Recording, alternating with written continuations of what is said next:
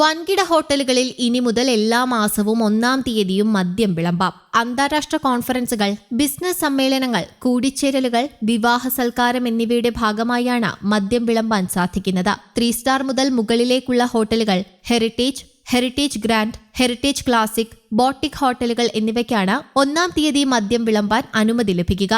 പ്രാദേശിക ചരിത്രമോ സംസ്കാരമോ പ്രതിഫലിപ്പിക്കുന്ന രീതിയിൽ രൂപകൽപ്പന ചെയ്ത ചെറുതും സ്വതന്ത്രവുമായ ആഡംബര ഹോട്ടലുകളെയാണ് വിനോദസഞ്ചാര വകുപ്പ് ബോട്ടിക് ഹോട്ടലുകൾ എന്ന ഗണത്തിൽപ്പെടുത്തിയിട്ടുള്ളത്. 1-ാം തീയതി മദ്യം വിളമ്പേണ്ടതുണ്ടെങ്കിൽ ഏകദിന പെർമിറ്റിനായി ചടങ്ങിന്റെ വിശദാംശം സഹിതം 7 ദിവസം മുൻപ് എക്സൈസ് കമ്മീഷണർക്ക് അപേക്ഷ നൽകണം. 50,000 രൂപയാണ് ലൈസൻസ് ഫീസ്. വിനോദസഞ്ചാര മേഖലയുടെ ആവശ്യം പരിഗണിച്ച 1-ാം തീയതിയിലെ ഡ്രൈ ഡേ ഒഴിവാക്കാൻ നേരത്തെ സർക്കാർ മദ്യനയം ഭേദഗതി ചെയ്തിരുന്നു.